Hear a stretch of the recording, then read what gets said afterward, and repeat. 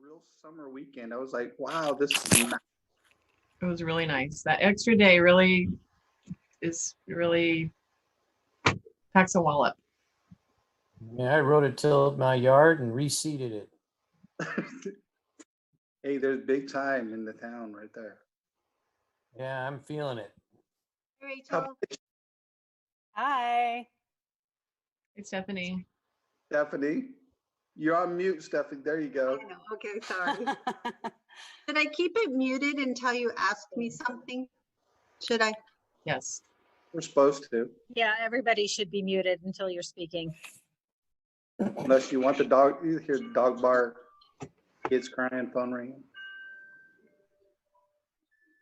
So I guess I should make sure I have the mute on while I'm watching my movie. Oh, Just kidding. no cocktails. I have too much respect for Can I- our applicant. Do cocktails while we're doing this? No cocktails. Oh, I do have my traditional water bottle though. and I have what's a in great meeting. that? Water. I believe. Good I don't. answer. I believe you, Kevin. But I don't believe Stephanie. Stephanie's holding up her coffee mug. I don't believe it's Yeah. coffee. It's not coffee. No, I'm kidding. Don't say that on live TV. You'll be on Twitter and Facebook if you say that. They're gonna go, yay, Stephanie's cool.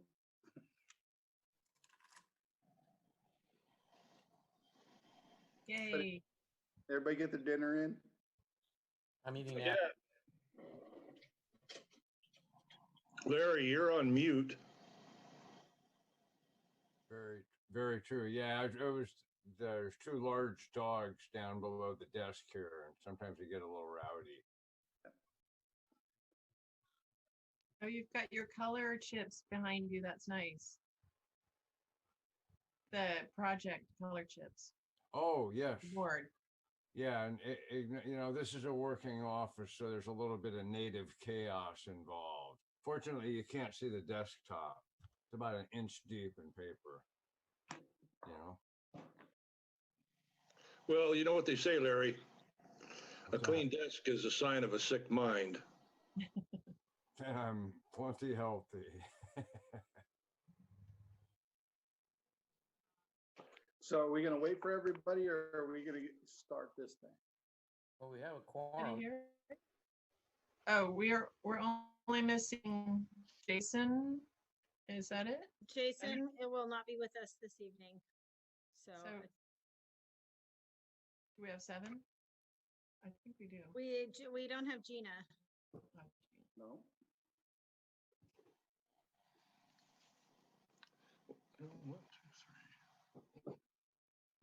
But we have a quorum. Yeah, I think we should start on time. Technically, we're already late. Yes, we Think are. so. But- Liz, you ready? I'm ready. Okay.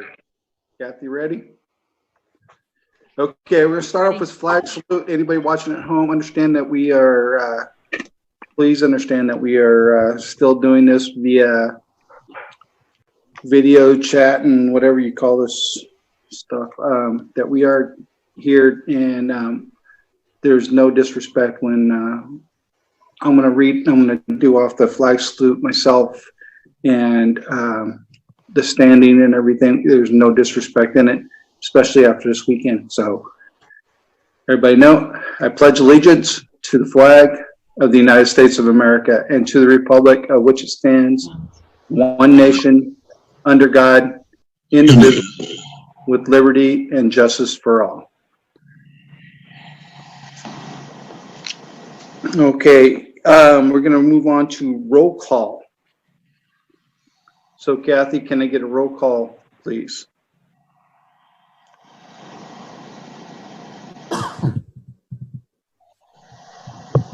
Commissioner Blakely, here. Commissioner Bradley, Here.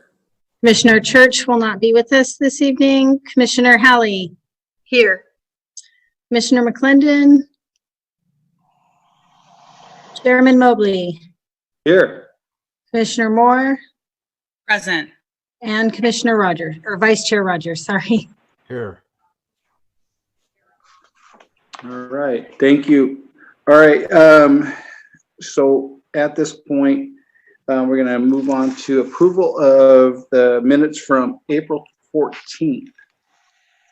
Can I get a approval on those? I'll make a motion that we approve. I'll Can I get second. this? There you go.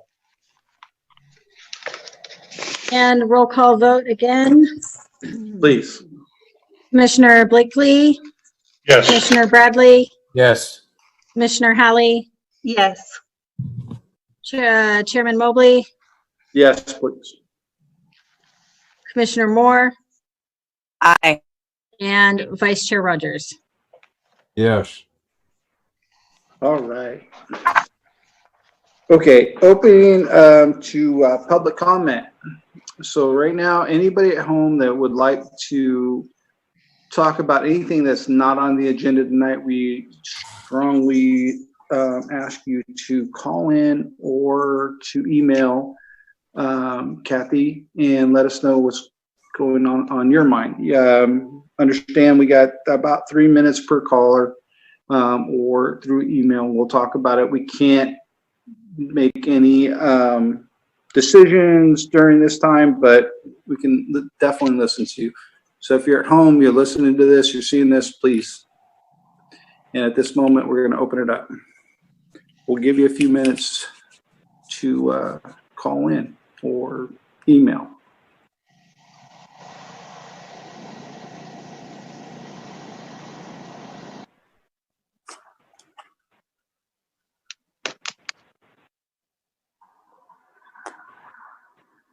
As we're all sitting around waiting for that to happen, I'm going to hope everybody had a great weekend, 3-day weekend. Hope everybody got to go out and see the sights and get out a little bit from being locked down as we've been. I hiked Fern Canyon, 5 miles in, 5 miles out. That's funny. We started to go there and ended up at Patrick's Point instead. And I'm ashamed to say that's the first time I've been, was this weekend. Actually- I'm ready to go do it again. It was so fun and so nice. Did you take pictures, Stephanie? I did. We did. Kurt and I took a lot of pictures and it was awesome. I want to go again like today. I haven't been there in years. Sounds like a good weekend trip for me. We got out to Patrick's Point with the grandkids that came up and got up there on Wedding Rock and looked out. And first thing, my granddaughter, who's 4th, looks down. She goes, "Grandpa, there's a sea lion." So we looked straight down and it was really blue water. We see the sea lion. And I said, "Well, look right out there. There's a whale." And sure enough, right there, it was coming up and down, was just out just a little bit. There was a whale. So it was beautiful out there this weekend. I did a We road. are lucky we get to live in this beautiful place. Yes, we are. Hey, you're there. Okay, well, hearing No none, seeing none, looking to close I'll public make a comment. motion that we close the public opportunity to participate. I'll second that motion. All in favor? Aye. Aye. Hi. We'll do a roll call vote for that as well. Yeah, do a roll call vote. Okay. Commissioner Blakely, Yes. Commissioner Bradley, Yes. Commissioner Hallie, Yes. Chairman Mobley, Yes. Commissioner Moore, Aye. and Vice Chair Rogers. Yes. All right. Okay, moving on. Let's get to the real business at hand. A public hearing to consider approval for subdivision application that process a subdivision of 1.16 acre parcel into 2 parcels consisting of 1.65 acres and 1.15 acre or 5.1 acres each. The property is at 3707 First Street. So staff, can you give us a rundown on this, please? Yes, thank you, Chairman Mobley. And yeah, this is the first of our 4 agenda items tonight, and it is a minor subdivision of a 1.16 acre parcel into 2 parcels, 0.65 acre and 0.5 acre. And both parcels, or there are 2 single family residences located on the site. So each of the new parcels would have one of the houses located on them, and that is the main purpose of the subdivision, is to place each on a separate lot, and there is no new construction proposed. You can see on the screen the project location. It's in the southeast sort of quadrant of the city in the Ronerville neighborhood, and it's located northeast of Ronerville Road and Mill Street. It's actually located on just a small street called First Street there. Basically, I think it's across from Jordan, between Jordan Street and School Street. So move on to the next slide. Here's an aerial view showing what I just described. Ronerville Road is located on the left side of the screen, and then First Street. And then you can see the private road that extends off of First Street.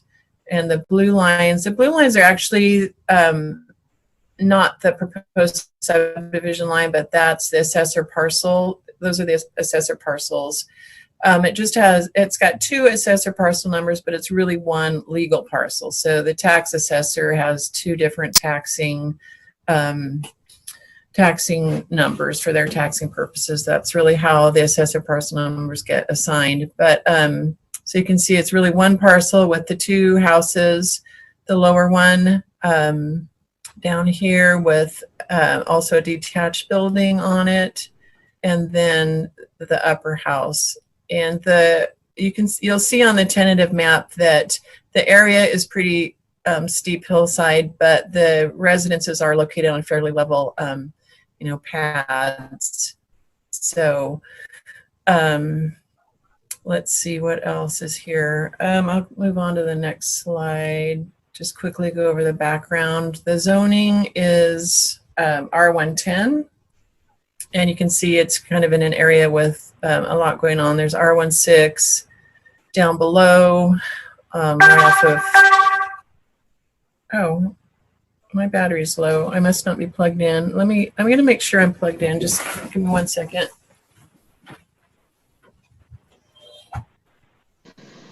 I drove out and took a look at this today, and it seems like pretty straightforward to me. Actually live in this neighborhood, and I agree, Sandy. I think it's pretty straightforward. Okay, I'm glad it gave me that warning. Sound like you were at the casino and you just won. There we go. So here's a subdivision map. It is really straightforward. In fact, there aren't any public improvements. I think that's my computer. That's warning me that the battery's low. It should be charging now. I got plugged in. So there are no public improvements required for the subdivision. It's got existing utilities, including sewer and water mains, located in First Street. And you can see that utilities come off of First Street in this area, both water and sewer, and then the overhead power. The only thing that it requires is for the water and sewer to be separated. Right now they share. So they'll each need their own laterals connecting, and so they will need to install a water meter and a sewer clean out. And then the other improvement is the fire department did request a fire truck turnaround because of the narrow, steep nature of the lot. They don't want to get stuck up here without any ability to turn around.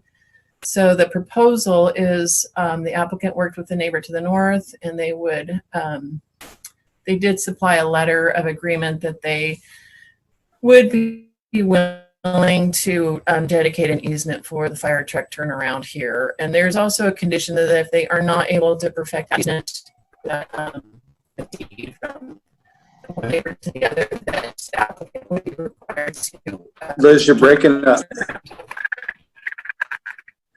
Liz, Yeah, can you hear me? yes. Liz, Yes, can you hear me? is she, yeah, she broke up a little bit there. Okay, I'm sorry. Kathy, are you able to Let me, I'll continue? go check. Hi. So Liz broken up. So are you able to continue with? She's trying, I can hear her. All right.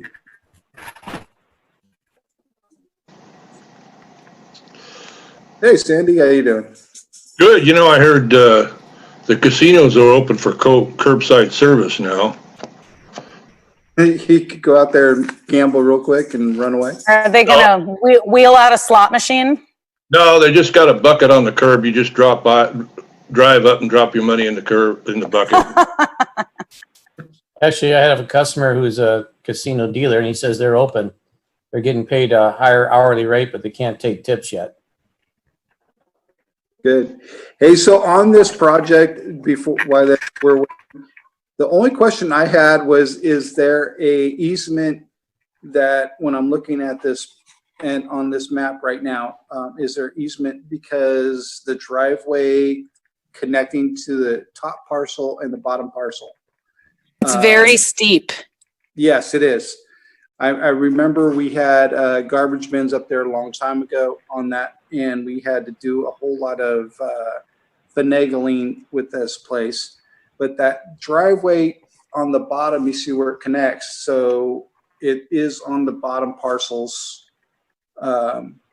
starts off on there. So is there easement was my only concern. Well, I see here that they have a proposed easement for parcel 2. So Yeah, I see that. they must be taking it under consideration. Hopefully. You'd hate to not be able to get to your house. Well, isn't it? It's maintaining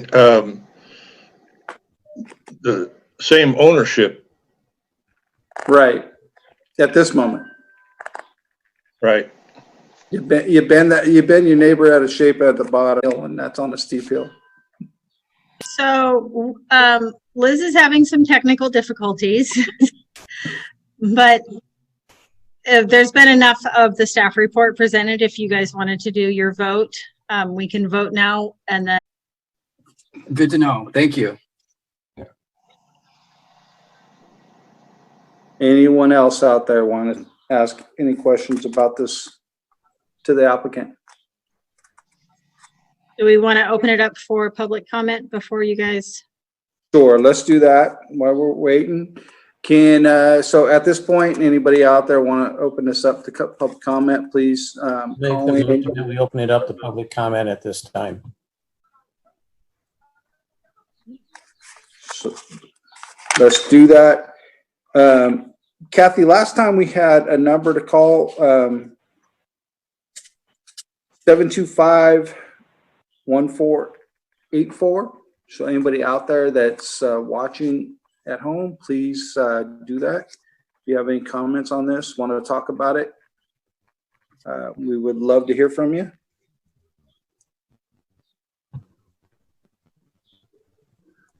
Kathy, is there an email address? That would be kschmidt@ci.fortuna.ca.us. I just saw that, sorry. Thank you. So while we're waiting, anybody else do anything fun this weekend? I worked in my garden. Got There all you my go. starts planted out. Good I job. drove to Seattle to see my son for his 23rd birthday. Oh, fun. You drove? Yeah, it's about a 9.5-hour drive. I was going to say 14. I guess it depends. Seattle, I used to live up in Bellingham, so. Ugh. Yeah, I don't, I'm right there by Tacoma. I don't take too many Tacoma. bathroom breaks. Tacoma, that's out there. No Yeah. thanks. 9.5 hours in a car, but you know. And it was perfect opportunities. The same day of his birthday, my daughter had her wisdom teeth all pulled. Oh, There's no fun. No, Unless she you're got nice videotaping, flowers from her watching dad. it. I guess there's no videotape unless you're recording it. So, sorry. I sounded old right there. Liz looks like she's trying to get back on.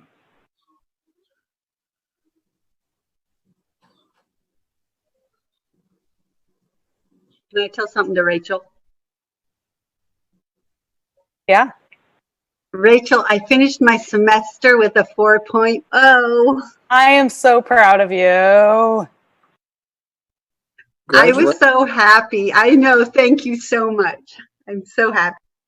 That's amazing, especially considering what we've all been dealing with. Congratulations, Stephanie. Hey, when the bar's open, we can all go out and celebrate with a drink. Right? Of water. Water. You gonna drive around, graduate with everybody else? I got more to go. I'm not graduating yet. Hey.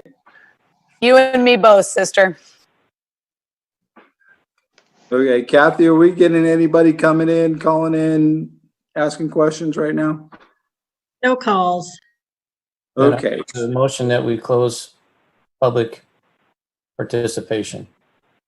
I'll second that motion if it needs a seconding. Yep.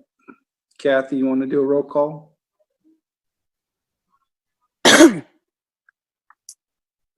Vote. Commissioner Blakely, Yes. Commissioner Bradley, Yes. Commissioner Hallie, Yes. Chairman Mobley, Yes. Commissioner Moore, Aye. and Vice Chair Rogers. Yes. Okay, so that looks like that was ready to rock and roll. So we're going back to the commission. Anybody have anything they want to comment on? 0.51 acre in size. Roll call vote. Before that. you say that, is that 5.99 a typo? The two parcels, it says you're going to break it in two. 5.1, Larry. 0.65 acre and 0.51 acre. Right. His question is saying that it doesn't equal to 5.99 with those two parcels. 5.16 or 1.16. Sorry. So there's a typo on the motion. That's all I'm saying. It appears. Okay, gotcha. It is a typo. Yes. On the first page, it states that it's a 1.16 parcel into two parcels, 0.65 acre and 0.51 acre in size. Which is correct. Do we care about that typo? Yes, we do when we make an motion. So Rachel needs to amend her motion, or she could cancel it and start over. So I'm amending it to say a map of a 1.16 acre parcel into two parcels. Yes. And I'll second that amendment. Works for me. All right. Kathy, Thanks for can we get catching that, Larry? No Perfect. problem. Roll call vote. Keith, Commissioner was Blakely, hoping for- Yes. Commissioner Bradley, Yes. Commissioner Hallie, Yes. Chairman Mobley, Yes. Commissioner Moore, Aye. and Vice Chair Rogers. Yes. Okay, there you go. Congratulations. All ready to rock and roll. Thanks, Keith. All right, let's move on. Good job. Design review applicant and construction of 6 multi-family apartment buildings. It looks like we're going to pause. We're going to take about a 10-minute pause. We've got some technical issues going. So. Okay, everybody at home, 10 minutes. So we're going to get back in exactly 6:38. 6:38. So please come back at 6:38 and make sure Liz can be able to be on track. Okay. Stand by.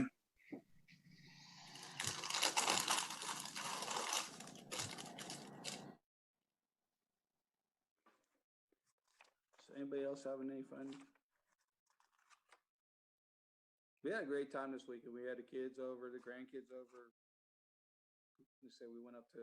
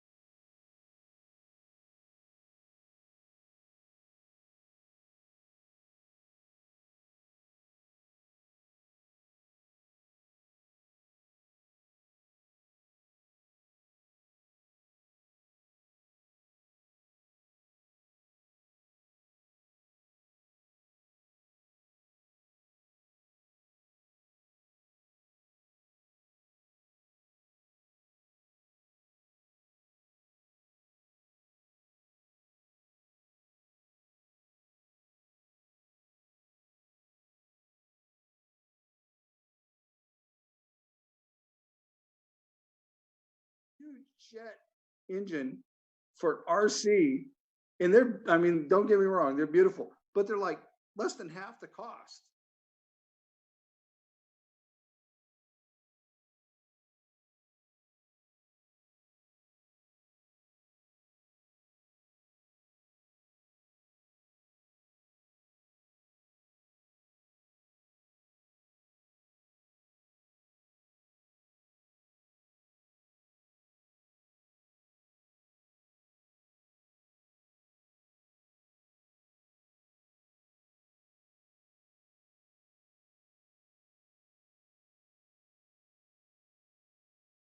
Okay, we all coming back? Put the mask on, Liz, we still recognize you. Thank you. Yes, my name's not Katie Schmidt, but I'm sitting at her laptop. Because Okay, mine had a major failure. I'm not going to use that. That's a very old laptop. So obviously it's not in sync with the new technology as far, I don't know, as far as whatever operating system or whatever. But anyway, I apologize about that. And I won't have the presentation on the screen now. So we'll okay. just have to use the larger plans, multifamily development in 6 buildings. And the site plan, the review sheets that the Planning Commission and that which are in the staff report and available online on the city website, include the sheets that you've looked at include the site plan, which shows the layout and the road and all the areas of the development, building elevations, building colors, a landscaping plan, and lighting fixtures. So all of those have been available and reviewed by the Planning Commission. I just want to make that clear since we're not going to have any display on the screen. The total of 36 living units. Each of the buildings are 2 stories and include, each building includes 3 2-bedroom units and 3 1-bedroom units. In addition, each building will have separate storage units accessed from the outside. And that's 1 for each living unit. There will be a trash enclosures on each of the 6 buildings. 9 parking spaces per unit. It's a total of 54 spaces on the overall development.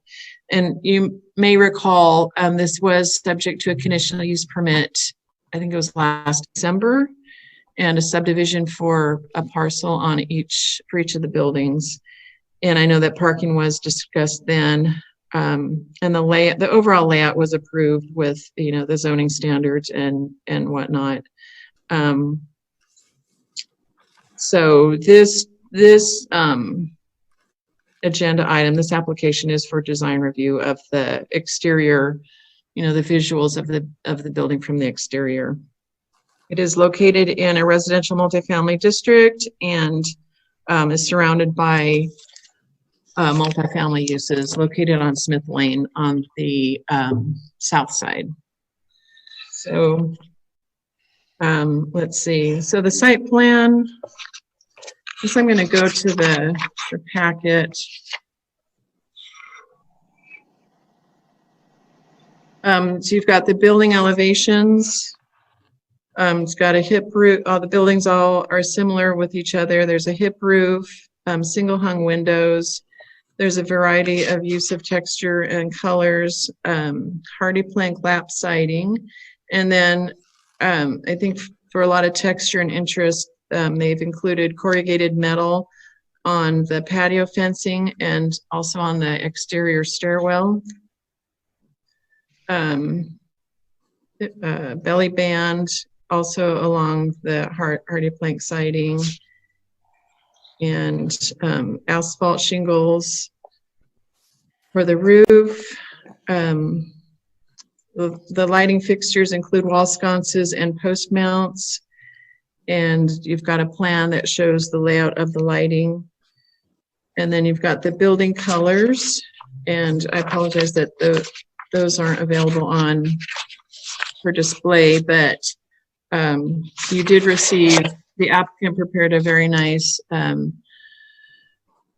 display of the colors for you with all of the, there's 3 different scenarios or three different color schemes. And they all include similar, but not the same. So there's some variety. The body in a range of grays and I think like a light taupe. The trim in a dark gray, kind of almost black.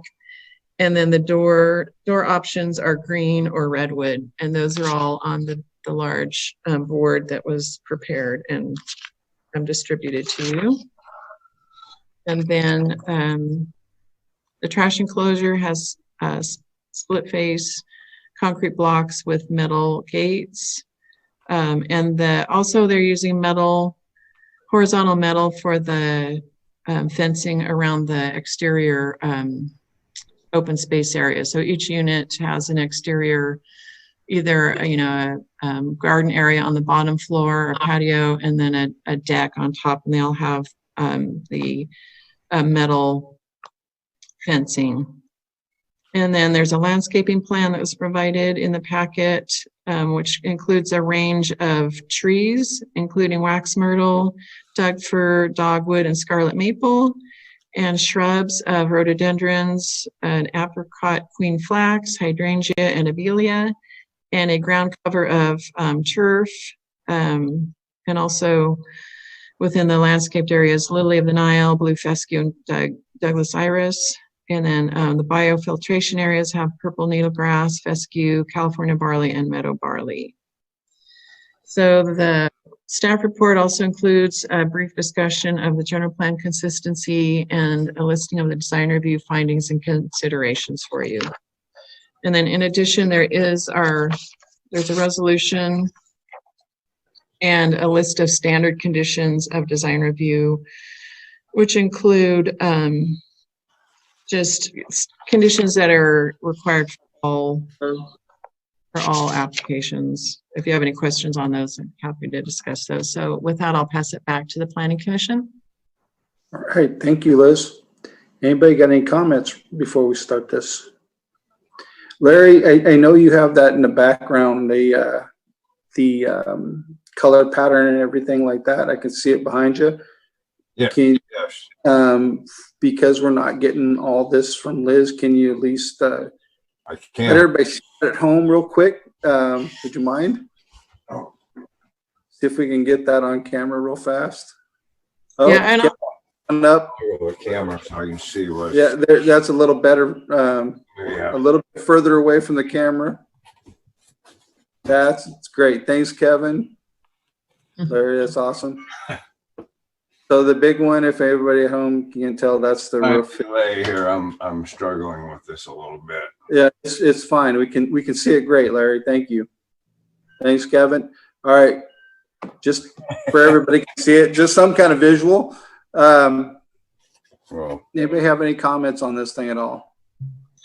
I mean, I will just add that I think they really did a nice design. The architect is J&B Architecture from Willow Creek, and the applicant put a really nice packet together. I think that was really complete. I gotta admit, I don't remember this one coming up for on our regular stuff when it did come up. The only thing I'm concerned about is the garbage, which is normal, but it's all good. We'll figure that out as we go. But the rest of it, for me, looks like it's fine. It looks like a great project. Looks comparable to what's already there next to it. So, Liz, I do have a question. Chairman Mobley, if they have to be able to get a fire truck in there, if they can get a fire truck in there, they should be able to get a garbage truck in there, right? It's getting it back out is my issue, but I think it'll be fine. Yeah, there on the Question. if I could just respond, you can see the layout on the on the landscaping or the lighting plan, and there is a T shape. So there's the road that goes straight in, and then a horizontal T at the end. So I think that's, and I don't remember off the top of my head the width of that road, probably 24 feet. It's 27 feet. So it should be wide enough, I believe. I like just like I said, I don't remember it coming up in the general, and I probably made a comment at the time, but I just don't remember it, and I'm sorry about that. So, but I'm sure it'll be fine. I'm sure we'll be able to get in and out with little or no problem. We'll deal with that as it comes up. Kevin, you had a comment? I had Question? a question. Liz, I was listening and maybe I misunderstood, but there's 6 buildings. Are they all going to be different colors, or are they going to be consistently the same? I was a little confused with what I heard. Yeah, there's the 3 color schemes. They're similar, but there's enough variety. So on the color boards, I think each of the columns shows a different scheme. And probably, I'm guessing that there will be, 2 buildings for each scheme. Okay. So I think it's just a way of breaking up some monotony.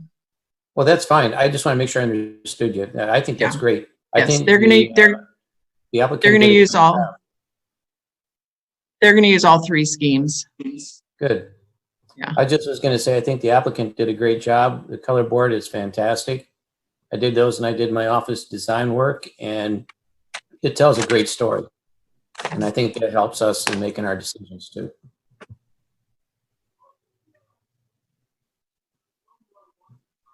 Okay. Anybody have any more comments? No? Okay. It's a solid, Chris. It's a solid project, and I'm good with it. Yeah, me too. So let's open it up to public comment at this moment. Please, anybody at home? Again, I'd like to talk about this. We'll give you a minute or 2 or 3 or 4 to call in. And again, the phone number will be pulled up at 725-1484 or at ksschmidt@ci.fortuna.ca.us. If you have any questions, comments, anything like that. And as we wait, I'm going to kick off for just a second and we'll get right back to you.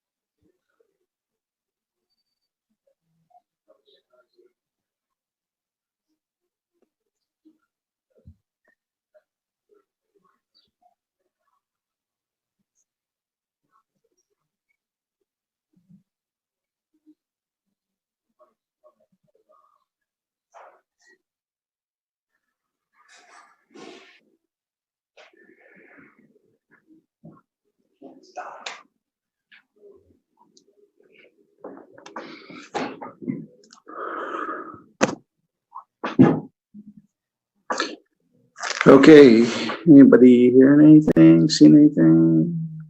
Kathy, we getting anything?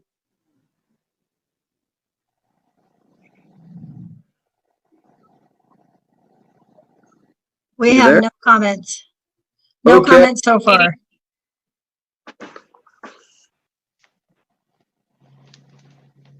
We are all back.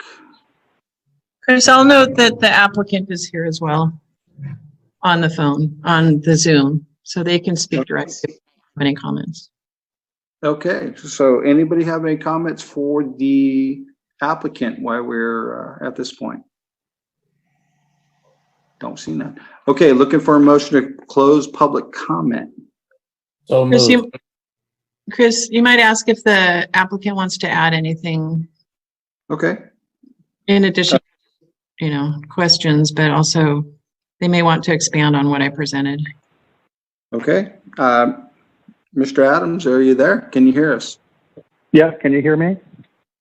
I Yes. can. Anything you'd like to add to what Liz said, or anything going on that you'd like to put forth? I just like to say we're really encouraged with our work with the staff and excited about this project. I think it's going to be really high quality, and just excited to move forward. With me also are Gabriella and Anna from my office, who did a good job with the application process, and just looking to move to the next step, and excited to be working in Fortuna again. Cool. Thank you. Really love the handout with all the different color schemes. That was great. I have a question on those color schemes. Do you want those back? You can keep them. Okay. Okay, so at this moment, we're going to look into closed public comment unless we hear anything or seeing anything. I'll move that we close public comment. I'll second that motion. I see Kathy coming in with a piece of paper. Roll call vote. Commissioner Blakely, Yes. Commissioner Bradley, Yes. Commissioner Hallie, Yes. Chairman Mobley, Yes. Commissioner Moore, Aye.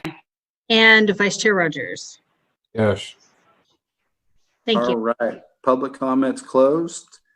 All right. Back to you guys. Any questions, comments, concerns? Loving it, hating it? Wanted to make any changes to it?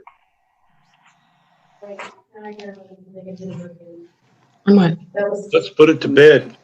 Okay. I'm going to make a motion to adopt. If anybody else is Do it. okay. Do that.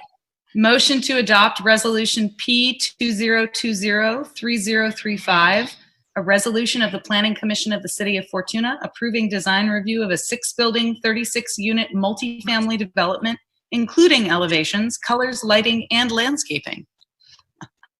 Second that motion. Kathy. Roll call vote again. Commissioner Blakely, Yes. Commissioner Bradley, Yes. Commissioner Hallie, Yes. Chairman Mobley, Yes. Commissioner Moore, Aye. and Vice Chair Rogers. Yes. There you go. Congratulations, Mr. Adams. You are approved and ready to rock and roll. Thanks, everybody. Thanks for all the hard work. Okay, let's move on.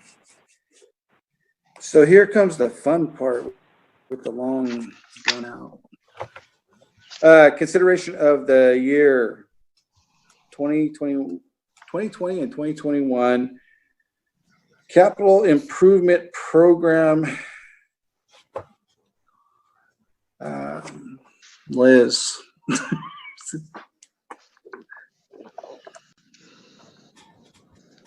Liz, you are muted.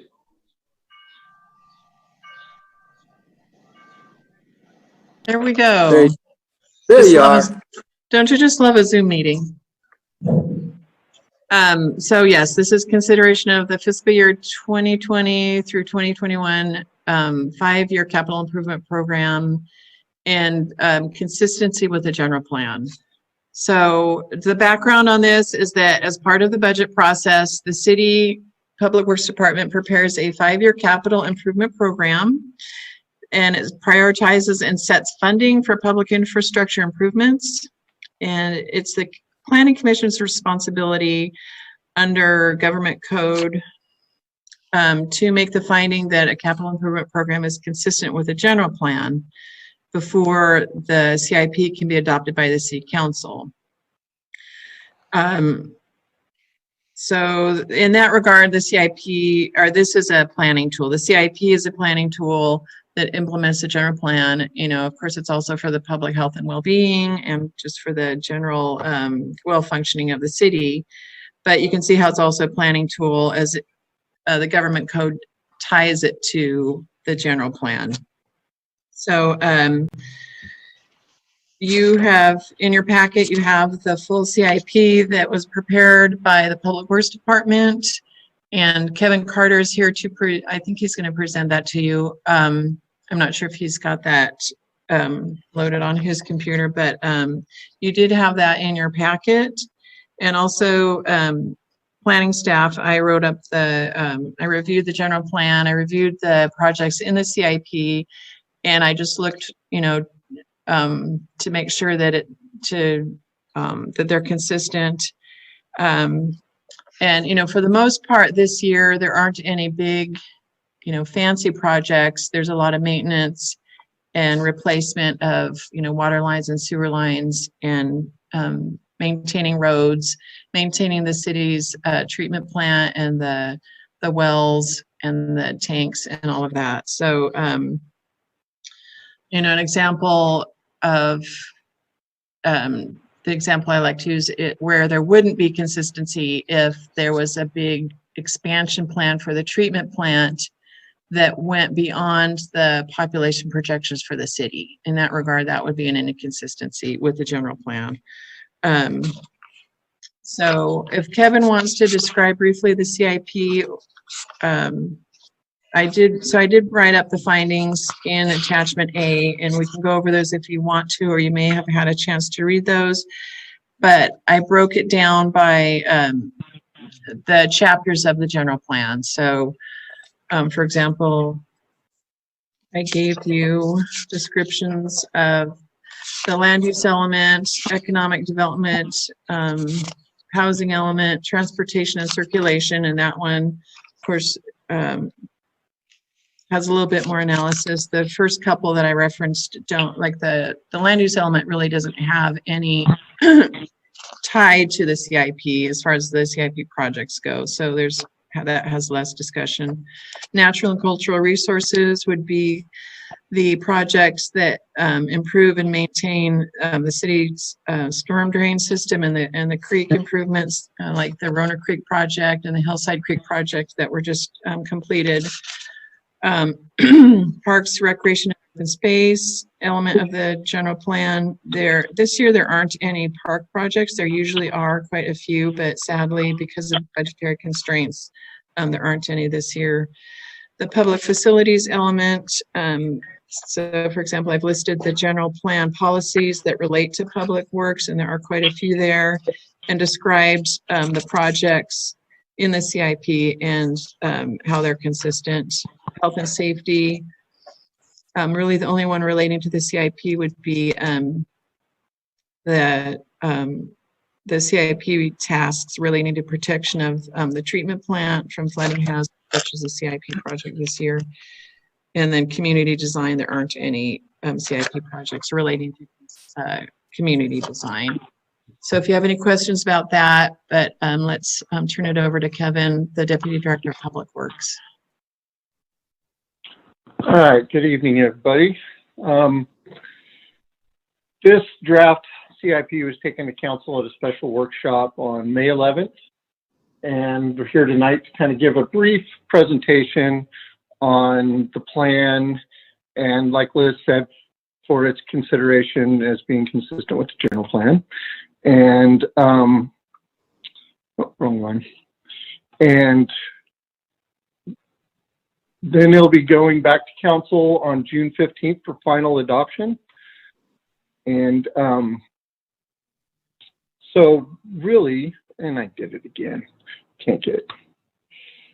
Okay.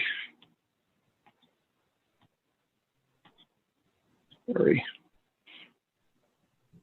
Trying to get my,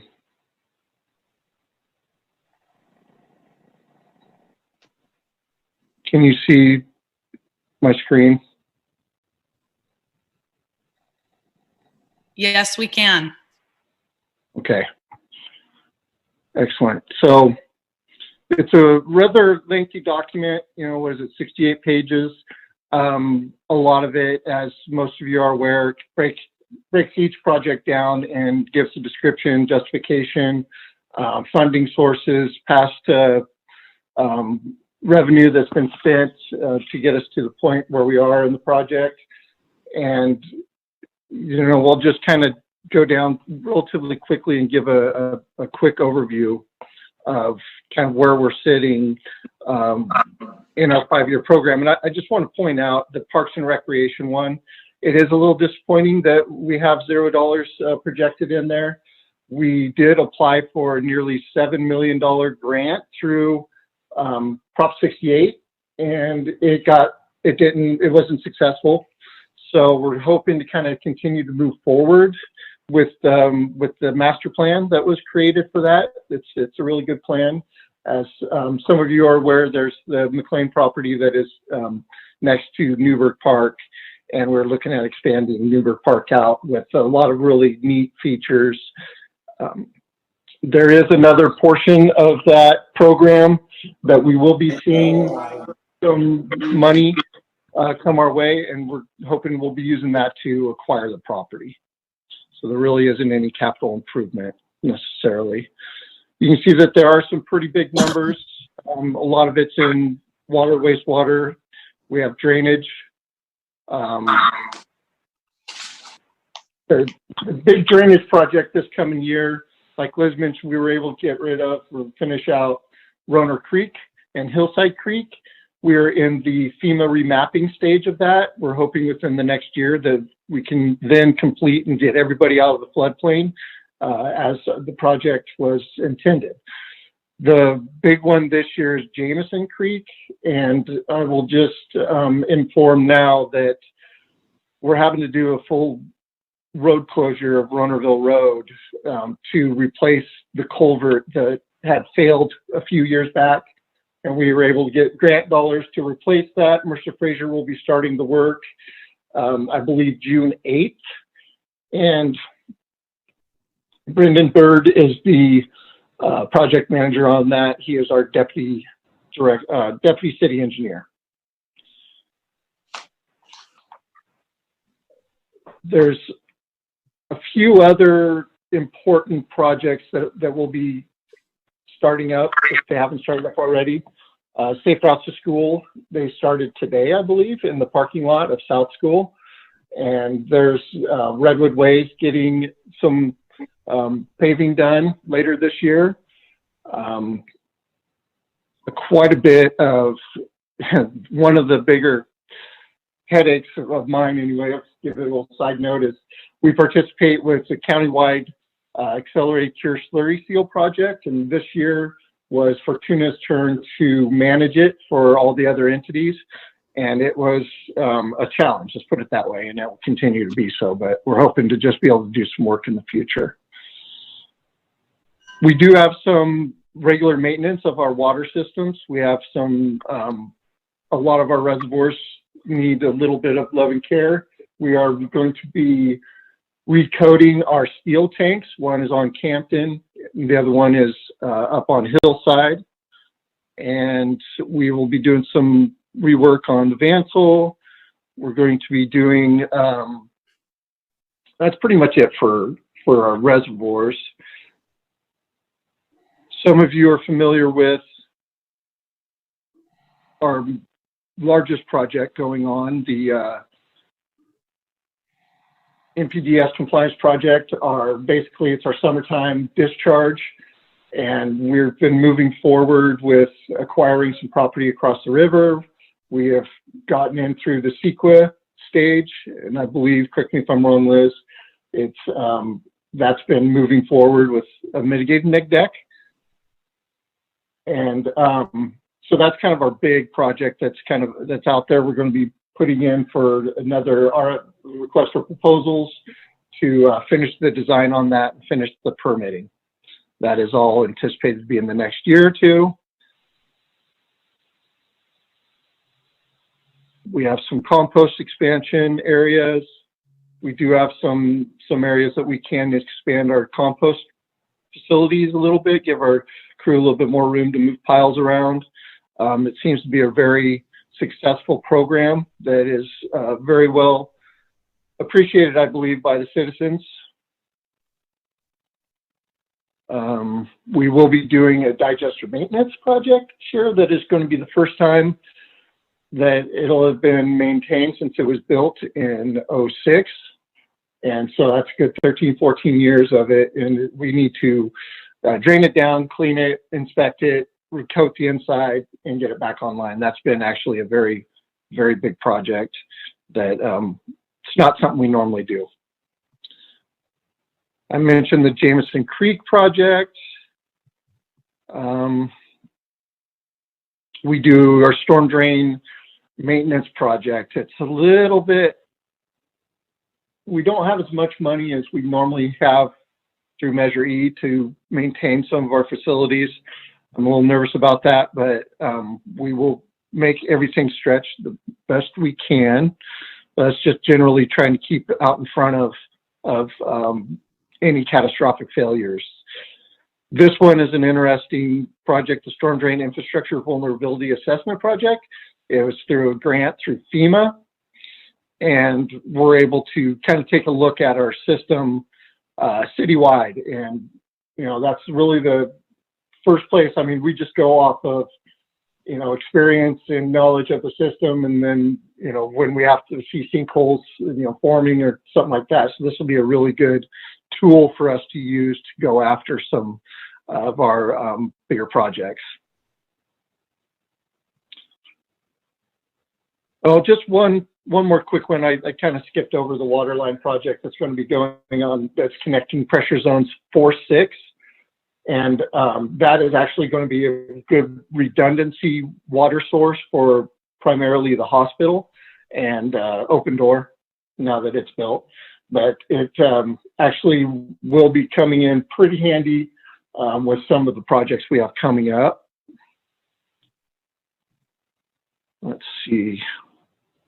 I don't really have, talked about Redwood Way.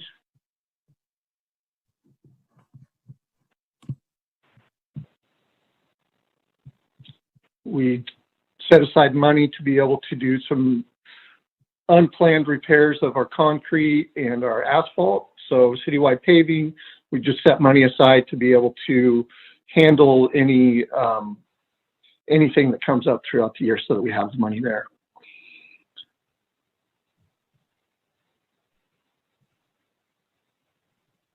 With that, there's some money in for the new police facility as well. And so I'm sure most of you know that the police have basically moved into the old EPT, and they have a pretty good design that they've come up with, and they're working with the city manager on finalizing that design and trying to figure out a way to build as much as they can without getting too carried away and trying to stay as frugal as possible. Been a lot of different iterations of that. Parks and Rec, land and buildings. We are looking at doing some sort of solar project. You know, if we can go out and do a request for proposals and get some firms to propose on going after grants for us, and then doing the design, and then they end up getting paid through that grant process, and the city ends up, you know, either putting out some that has a very quick buyback or nothing at all.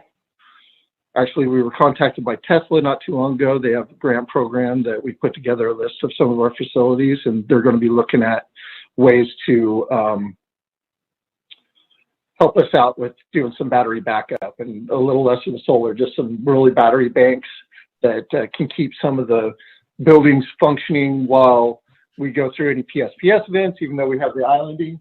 But it'll be maybe during some of the high peak, we can run off the batteries, try to save some money that way. And then it'll also be a backup. So with that, it was a little bit of a shorter presentation than what we've done in the past. This is a little bit awkward, but I'm more than happy to take any questions that anybody has on anything in particular in the plan. Honestly, I think the packet that we got was great. It had a really good detailed information on each of the projects, and I think you've done a really good job of giving us an overview that's Zoom appropriate. Well, appreciate it. Thank you. So Liz, we're not taking any action on any of this, right? Yes. Liz? Yeah, you just need to make a finding that the CIP is in conformance with the general plan, and you can do that by voice vote. So in conformance with the general. Yeah, so if you have any questions about any particular projects, you know, we could look at the policies for that category in the staff report and an explanation, or be able to make the So finding. we're not gonna make a decision on a yes or a no whether we should do this or not. Right, you're not approving the CIP, the Sorry. council does that. What's Okay. Okay, like I'm, just for my understanding, we've already started on the South Fortuna Elementary School project.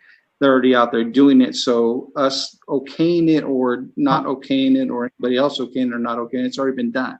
It's already been started, it's already been given. Yeah, that was in a previous couple of years ago CIP, so that was approved a couple of years ago. It's just split between 2 fiscal years, so we had to split the funding out. And so there's only going to be a month's worth of work, basically, and then they're going to have probably another 3 months on the backside. So again, once July 1 comes through.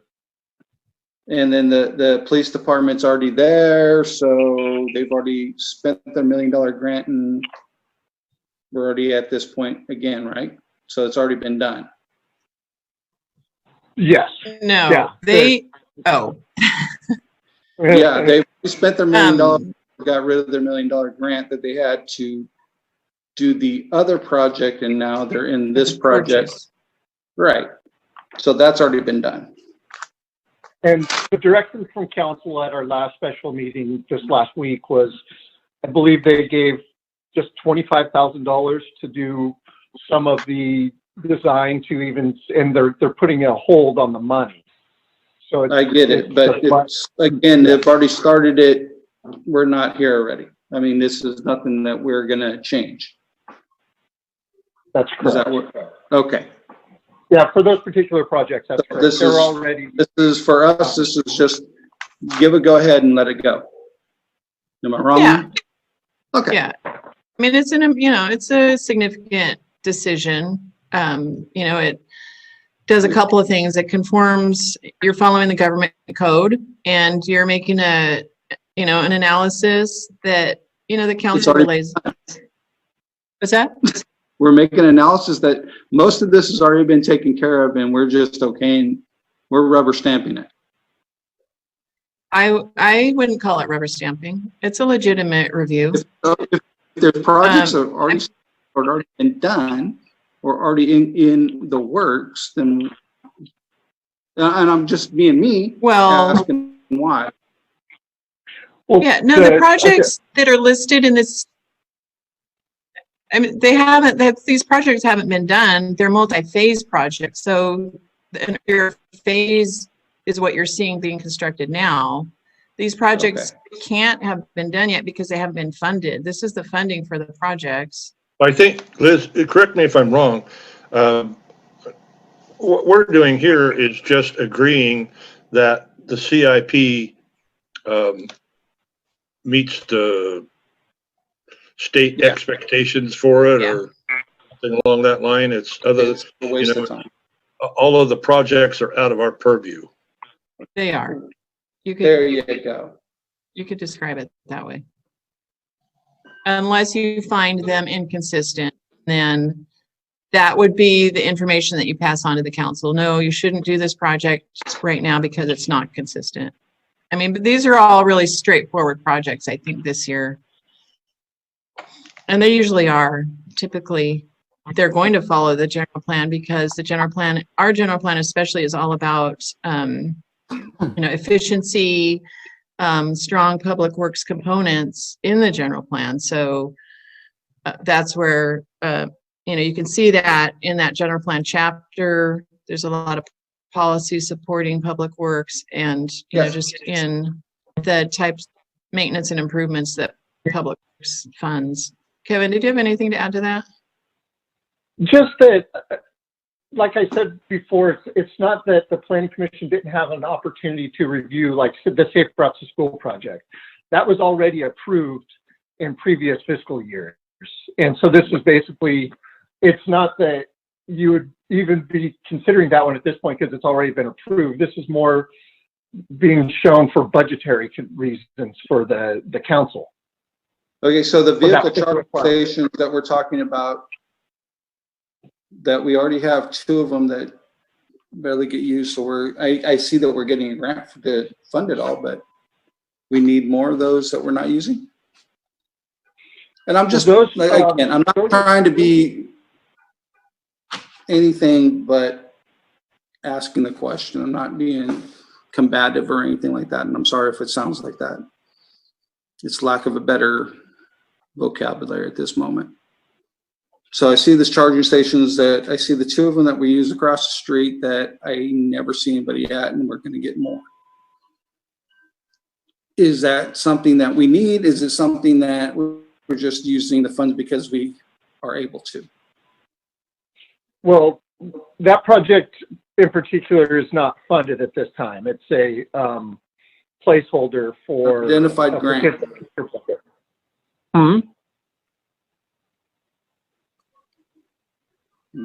I'm sorry, something kicked in. So the vehicle charging station, you'll notice there's a question mark there under funding source on the unidentified grant. And so yeah, it'll be a grant, and you can see it's all the way out 22, 23. But it doesn't. I mean, the only thing we've done is gotten an idea of the cost of those. We've looked at potentially the River Lodge and a couple other places, and I don't know. I guess I do see some cars use those. Liz, you're one of them. But I hear what you're saying, that they're not like constantly, you know.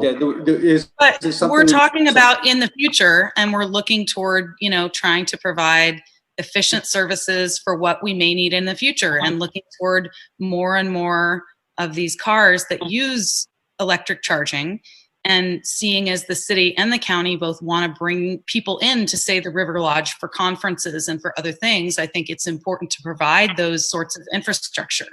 Maybe not every one of us has an electric car now, but maybe in 3 years or 5 years, if circumstances change or if they become more usable for people, maybe that would be.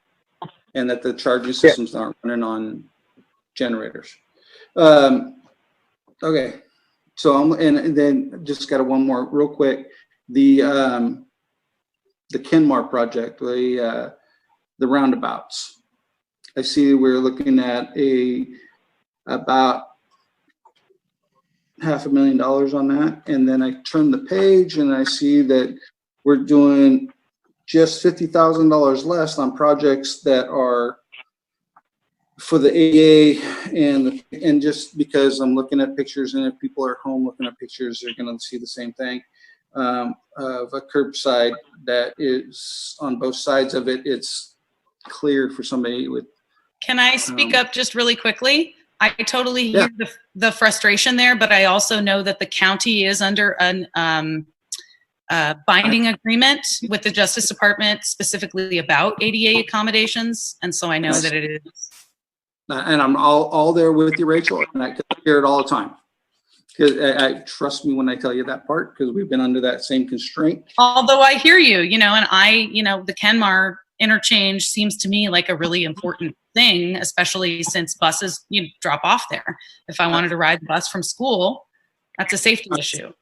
I'm just looking at $500,000 for one, and $500,000 for the same, for something else. It's just, the numbers to me don't look right on that part of it. I know we're going to looking at throughout the city on it, and trying to, we have to go throughout the city and find all those spots. Like you said, like it says on here, the library and city hall and the bus stops and the curbs, and we got to go through all that. I get that.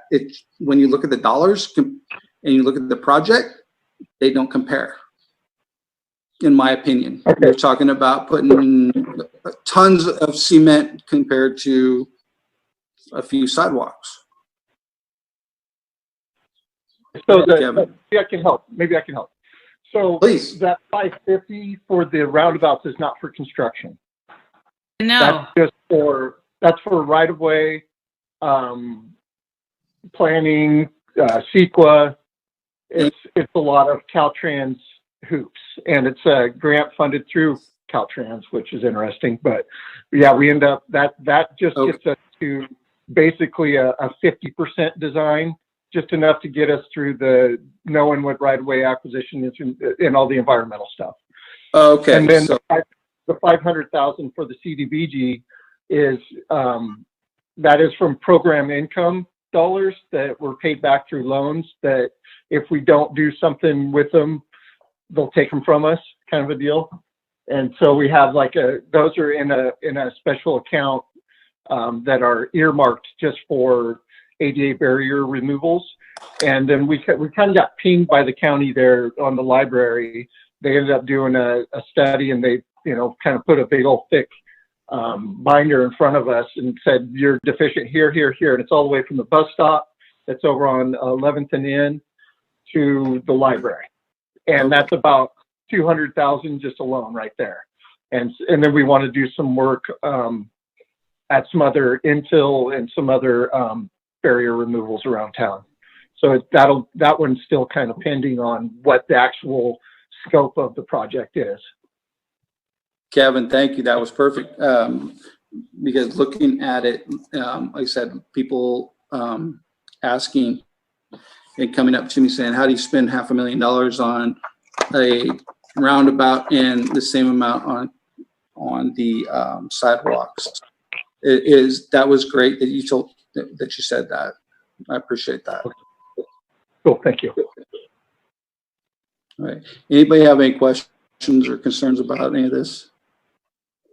I have a question. I'm not sure if this is the right time to ask it, but Kevin, so I'm looking at, it looks like page 108, and it's the Carson Woods Road, east of P Street, Roner Creek riprap. And I do see that's it's moving closer, and it looks like it's 2122 or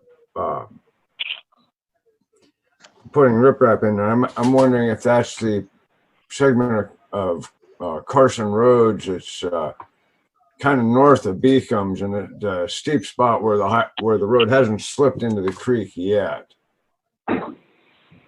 Yeah, that is, where that kind of the barrier of a small, tree or whatever that's been kind of the one lane there, down to one lane. That is the intent of that. Unfortunately, we haven't found a funding source for it yet, and our drainage fund is low. But yeah, that will probably continue to get pushed out until we can find some sort of another grant to try to repair that. Or it falls into the creek. It's about 150 feet south of my driveway. Oh, exactly. I know exactly. Yeah. Yeah. And Okay. it'll probably end up being more than just riprap, because when you protect an area like that, I can see it being hill thicker wall, kind of where it's down to one lane, and then you have to riprap with quarter ton rock up and down that stream so that you don't create a problem somewhere else. Right. By pilings in. Yeah. No, it's a tough spot, no doubt. Yeah, it is for sure. And it's so incised right there. It's really deep. But when it falls, you'll open the park up so I can drive out through the park, right? Exactly. Okay. Good to know. Yeah. Thank All you. right. Anybody else got anything to say? Kevin, you there? You ready to rock and roll on this? I'm good. Okay. Liz, what do we need to do? We need to make a vote?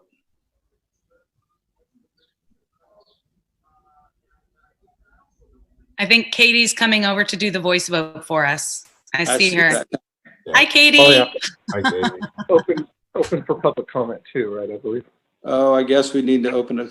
Okay, so at this moment, let's open it up to public comment. Thanks, Kevin, for that reminder. Please, again, call the number on the screen at 725-1484 or at, where'd you go?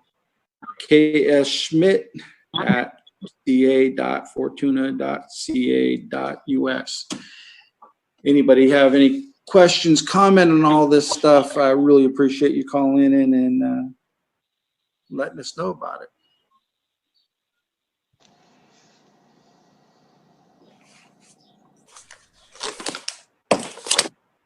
I am not public, but I'll say I really appreciate how everybody has a different thing that they notice. And, we can always count on different commissioners to notice different aspects of projects. And I really like how that comes together for well-rounded service for the community. So thanks, commissioners. I'm right there with you. I really love it that everybody starts opening up about stuff. When I first started this, it seemed like nobody wanted to talk, and now we got a lot of people that like to make a comment and let everybody know what's going on. That shows we actually do care about what's happening. Absolutely. So how you We don't have any comments, so. No comments. Nobody's calling in. Nobody's talking to you. No. Okay. So let's move on. So we need to do a motion? Motion to close public comments. Second. And we'll do a voice vote. Just in time, Larry. Larry, since you were gone, we made a motion to close public comment and was seconded. I'm good. All right. Okay. Roll call vote. Commissioner Blakely, Yes. Commissioner Bradley, Yes. Commissioner Hallie, Yes. Chairman Mobley, Yes. Commissioner Moore, Aye. and Vice Chair Rogers. Yes. Had some canine issues here. They were rioting in the other room. I can see him in the background. Okay, so Kathy, do we need to make a motion on this, or what do we need to do on this? I think we just voted on it, didn't we? That was on the closed public comment. Oh. So there's no staff report with a resolution, but you will need to make a motion that it is in conformance of the general plan. I make a Motion. motion that it's in conformance with the general plan. I'll second Sandy's motion.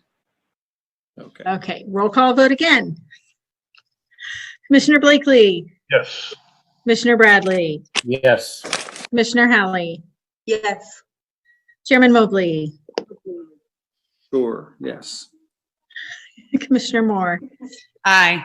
and Vice Chair Rogers. Yeah. Yes. All right, we got through it.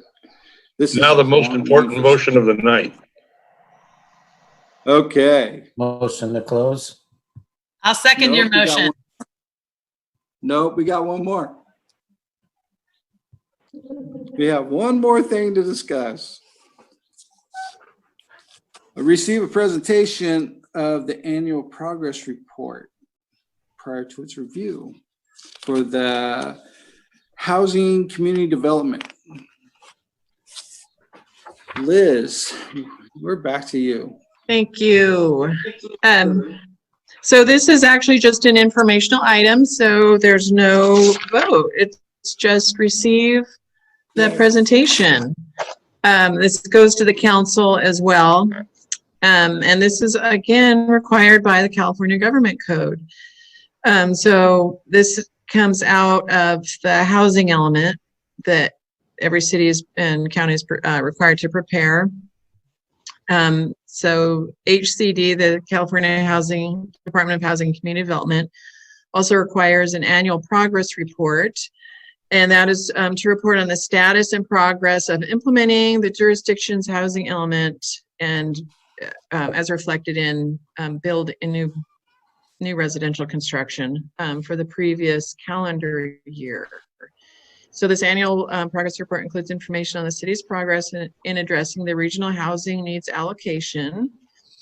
That's the number of units that the city is required to make available, or the land available, broken down by income category: low, very low, low, medium, moderate, and upper moderate or upper income level, sorry.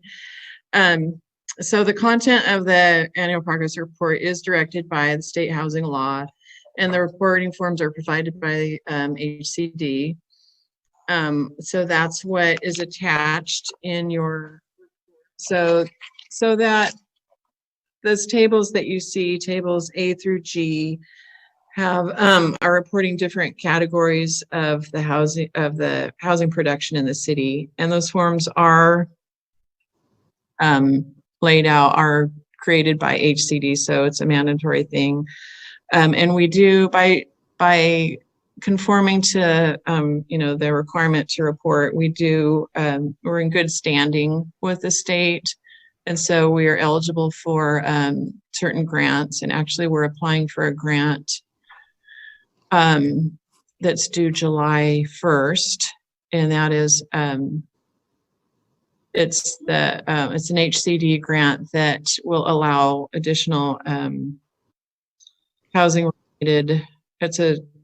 In this case, it's a specific plan for the Mill District, and it would include some housing components. So if we're making housing available for the city for construction, then we would be able to do a specific plan for the whole Mill District site. So anyway, that by being in conformance with this reporting, we're eligible for certain grants. So I'll just briefly describe the findings of the report. You've got tables A through G. Tables A and A2 list the city's development applications that were submitted and deemed complete, but not yet approved by income category within the calendar year 2019, and the building permits that were submitted and for which certificates of occupancy were issued. So a total of 31 building permits were submitted, and a multifamily development for 36 units, and that's the one that we just saw, in the moderate and above moderate income categories. And the city didn't have any applications for very low or low income categories in 2019. So that you'll see those numbers reflected in those tables. Table B reports the city's progress towards meeting the city's regional housing allocation. And again, those, so the city's allocation is a total of 161 units broken down by income category. And 41 units were constructed in 2019, but none of those, again, were in the very low or low income category. They were all moderate and above moderate. And the remaining tables, let's see, table C, sites that were needed to be rezoned to meet the jurisdiction's shortfall. In our housing element, we didn't have a shortfall of available land, so that table's left blank. Table D, that's the city's narrative of the city's program implementation status. So that reports all of the programs that were listed in our housing element, and there were 24 of them, and the table describes each program and the current status. And really the main changes that we reported on include 4 programs that will be funded by the SB2 grant that we received earlier this year. And that includes the improvement standards update, residential multifamily development review process, adopting a code for that to make that more streamlined, accessory dwelling unit ordinance, and employee housing ordinance. So we were able to say, we have funding for that now, and we will be creating those programs once we issue the RFP, hopefully in the next month. And the remaining tables were not applicable to the city. That includes the state's commercial development bonus, the number of units rehabilitated, preserved, or required as an alternative adequate site. And those are programs that are optional for the most part to cities to participate in. Table G is a listing of sites owned by the locality that were included in the housing element sites sites that were sold, leased, or otherwise disposed of, and we don't have any land that would be included in that category. So again, this is really just a numbers report, and I think less subjective than the CIP general plan conformance finding that you just saw. So I just wanted to let you know that this report has been done, and it's kind of a follow-up to, the housing element that you guys reviewed and made a recommendation on last year. So if you have any questions, I'll be happy to answer those. Otherwise, it's just informational only. I hate to ask, do we have a degree of compliance on the housing element that will at least keep us out of court? Absolutely, yes. If you go to HCD's website, they have listings of all of the cities and counties in the state that are required to have an housing element and the status of each of those cities. And I just, during the course of doing this report, I was able to look at that listing, and we are in compliance with all of our required. It does list the housing element, and we're definitely in compliance because it's adopted through 2027. So we're good for, 7 more years, which is great. Previously, it was a 5-year, and now we've moved to an 8-year. So we're in compliance there. We've submitted our last number of progress reports on time, so we're in compliance there. Our emergency shelter zoning, we're in compliance there, and there are a couple of other categories, so we're good. Okay, yeah, thank you. I'll state straight up, I'm not a huge fan of this whole thing, but I do believe in the rule of law, and we're here in a public position. We need to support the law. If we don't like the law, we can vote to change it, but we got to support it in this position. Just my own opinion on that one. I speak for myself on this issue. I understand. Okay, anybody else have anything they want to ask? Seeing nobody. Liz, can we get a staff report real quick? Or, the next regular agenda item? Yeah. Oh, staff communications. Oh, please, staff communications. I'm sorry. Yeah, don't scare me. I already reported on the grant that we're going to be submitting, and then the SB2 program that we did receive the grant for. We're still working on that RFP. What else are we working on? City Hall is working on a reopening plan, and so we've all been kind of contributing to, what we need to do to keep everybody healthy and safe. And that should be, I think we should be able to finish that up this week. And we're waiting for the plexiglass screen at the community development counter. And we're going to be striping the entryway and just getting cleaning stations and things like that, and having a schedule or having a method to help the public in person again instead of just over the phone. So I think that's about it for now. Okay. New things. We're actually pretty busy. We didn't issue a lot of building permits last month because it was so slow, just all over with the initial reaction to the coronavirus restrictions. But we seem to be reviewing an awful lot of building plans and we've got a couple of more planning, land use types of programs that will be on the agenda. So we're actually still really busy. That's good. And we're working short staffed because of the staff people who are staying home either full-time or part-time due to childcare issues. So we're understaffed in that regard. Okay. All right. Anybody else have anything? Not seeing anything, hearing anything. Well, I thank you again for everything, Liz, for all the technical issues. Again, it's a long meeting for having this kind of a meeting. Normally we're kind of in and out. So hopefully everybody's staying safe at home and taking care of business. So right now, I guess I'm looking for a motion to close. So moved. I'll second that motion. Do we need to do a roll call, or can you do it all in favor? Yes, here comes Katie. Katie will finish it up. Thank you, everybody. Thanks, Liz. Thank you, guys. You guys are getting your steps in today. All right, roll call vote, last one. Commissioner Blakely, Yes. Commissioner Bradley, Yes. Commissioner Hallie, Yes. Chairman Mobley, Yes. Commissioner Moore, Aye. and Vice Chair Rogers. Yes. All right. Thank you. A wrap.